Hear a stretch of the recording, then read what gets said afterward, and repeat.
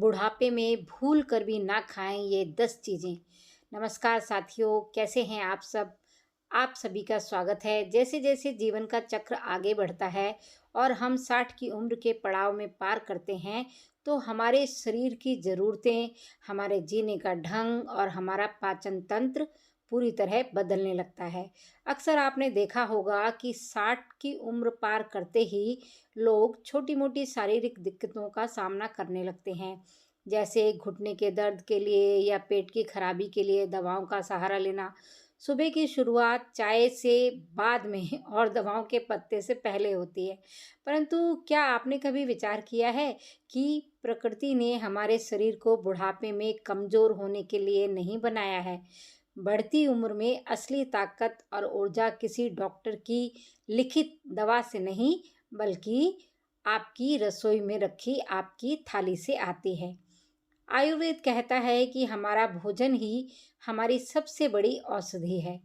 अगर हम सही समय पर अपनी थाली की कमियों में सुधार लें, तो 70 से 80 साल के उम्र में भी हम बिना किसी लाठी या दवा के एक आत्मनिर्भर और ऊर्जावान जीवन जी सकते हैं। आज के इस वीडियो में हम बात करेंगे उन 10 अमृत नियमों और खाने के उन गुप्त रहस्यों के बारे में, जिन्हें अपनाकर आप बुढ़ापे को भी एक उत्सव की तरह बना सकते हैं। इसलिए इस जानकारी को अंत तक बहुत ध्यान से सुनिएगा, क्योंकि यह आपके और आपके परिवार के जीवन को पूरी तरह निरोगी बनाए रखने वाली है। नंबर 1 पर आता है बहुत ज़्यादा नमक। अब नमक में हमें क्या क्या कम कर देना चाहिए? अधिक नमक, नमकीन, पापड़, अचार, पैक्ड स्नैक्स, इंस्टेंट नूडल आदि। और क्यों कम करना चाहिए? क्योंकि ज़्यादा सोडियम रक्तचाप बढ़ाने में योगदान कर सकता है। उम्र बढ़ने के साथ शरीर नमक के प्रति अधिक संवेदनशील हो सकता है, जिससे हाई बीपी और शरीर में पानी रुकने जैसी समस्या हो सकती है। इसका विकल्प क्या है? नींबू, धनिया, जीरा, अदरक, लहसुन और दूसरे मसालों से स्वाद को आप बढ़ा सकते हैं। नंबर 2 पे आता है ज़्यादा चीनी और मिठाइयाँ। क्या कम करना चाहिए? जलेबी, गुलाब जामुन, रसगुल्ला, लड्डू, बर्फ़ी, मिठाई, केक आदि। और क्यों कम करना चाहिए? इनसे बहुत सारी कैलोरी मिल सकती है, लेकिन ज़रूरी पोषक तत्व अपेक्षाकृत कम मिलते हैं। ज़्यादा एडेड शुगर वजन और रक्त शर्करा को नियंत्रित करना मुश्किल बना सकती है। एनआईए भी उम्र बढ़ने पर एडेड शुगर कम रखने की सलाह देता है। अब एनआईए है क्या, ये भी मैं आपको बता दूं। एनआईए का मतलब है नेशनल इंस्टीट्यूट ऑफ एजिंग, यानी अमेरिका का नेशनल इंस्टीट्यूट ऑफ एजिंग।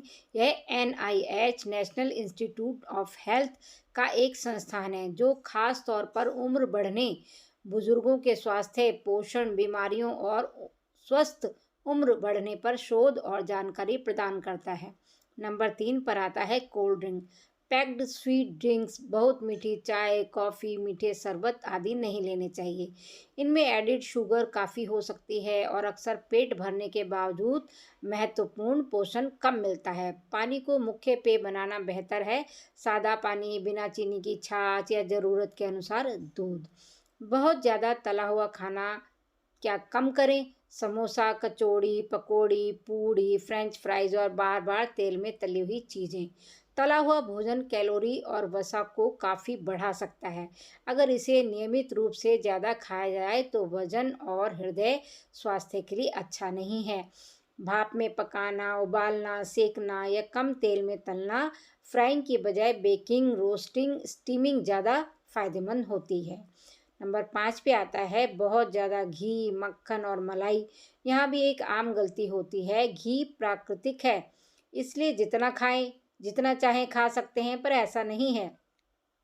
घी और मक्खन में सैचुरेटेड फैट काफ़ी होता है। बहुत ज़्यादा सैचुरेटेड फैट वाला आहार हृदय स्वास्थ्य के लिए अनुकूल नहीं माना जाता।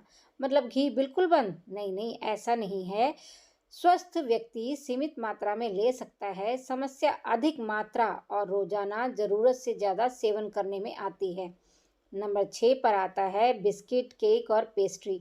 इन्हें बहुत लोग हल्का नाश्ता समझते हैं, लेकिन कई पैक्ड बिस्किट, केक्स भी रिफाइंड फ्लोर, एडेड शुगर और सैचुरेटेड फैट का संयोजन होता है। क्यों कम करना चाहिए? पोषण की तुलना में कैलोरी ज़्यादा हो जाती है और फाइबर कम हो जाता है। बार बार खाने से कुल शुगर और फैट का सेवन बढ़ जाता है। बेहतर नाश्ता क्या होता है? फल, दही, भुना चना, थोड़े नट्स, दलिया या पौष्टिक घर का नाश्ता। नंबर 7 पे आता है बहुत ज़्यादा मैदा यानी रिफाइंड कार्बोहाइड्रेट। मैदा की पूरी, भटूरे, नान, सफ़ेद ब्रेड, बहुत ज़्यादा बिस्किट और refined floor snacks. Refined grains में प्रोसेसिंग के दौरान फाइबर और कुछ पोषक तत्व कम हो जाते हैं। साबुत अनाज ज़्यादा फाइबर प्रदान करते हैं। बेहतर विकल्प क्या है? जैसे गेहूं का आटा, दलिया, ओट्स, ज्वार, बाजरा, रागी। लेकिन व्यक्ति की पाचन क्षमता और बीमारी के अनुसार ही इसे सेवन करना चाहिए। नंबर 8 पर आता है बहुत ज़्यादा प्रोसेस्ड मीट। अगर कोई व्यक्ति मांसाहारी है तो ताज़ा कम वसा वाला मांस, मछली, अंडा और प्रोसेस्ड मीट एक जैसी चीज़ें नहीं हैं। प्रोसेस्ड मीट जैसे सॉसेज, सलामी आदि को नियमित भोजन का आधार बनाने से बचना बेहतर है। बेहतर क्या होना चाहिए? दाल, चना, राजमा, पनीर, दही, अंडा, मछली या अन्य पौष्टिक प्रोटीन। नंबर 9 पर आता है बहुत ज़्यादा पैक्ड अल्ट्रा प्रोसेस्ड फूड। उदाहरण के लिए instant noodle, packed snacks, ready to eat foods, बहुत नमकीन, फ्रोज़न फूड्स आदि। समस्या सिर्फ पैकेट होने की नहीं है, समस्या यह है कि इनमें अक्सर सोडियम एडेड शुगर और अनहेल्दी फैट्स अधिक हो सकते हैं। इसलिए लेबल देखना महत्वपूर्ण है। एक आसान नियम: पैकेट खरीदते समय sodium plus added sugar plus saturated fat ज़रूर देखें। नंबर 10 पे आता है बासी या असुरक्षित भोजन। यह 65 प्लस उम्र में विशेष रूप से महत्वपूर्ण है। 65 वर्ष और उससे अधिक उम्र के लोगों में फूड ब्रोन इलनेस जैसी गंभीर बीमारी या हॉस्पिटलाइजेशन का जोखिम अधिक होता है। उम्र बढ़ने के साथ इम्यून रिस्पॉन्स और कुछ अंगों की कार्यक्षमता में बदलाव इसका एक कारण है। इसलिए लंबे समय से बाहर रखा खाना ना खाएं। खराब, गंध, स्वाद वाले भोजन को फेंक दें। कच्चे और पके भोजन को अलग रखें और जल्दी खराब होने वाले भोजन को समय पर रेफ्रिजरेटर में रखें। भोजन को अच्छी तरह से पकाएं। वीडियो की जानकारी आपको अच्छी लगी हो तो वीडियो को लाइक और शेयर कीजिएगा। मिलती हूँ अपनी अगली वीडियो में, तब तक के लिए राधे राधे।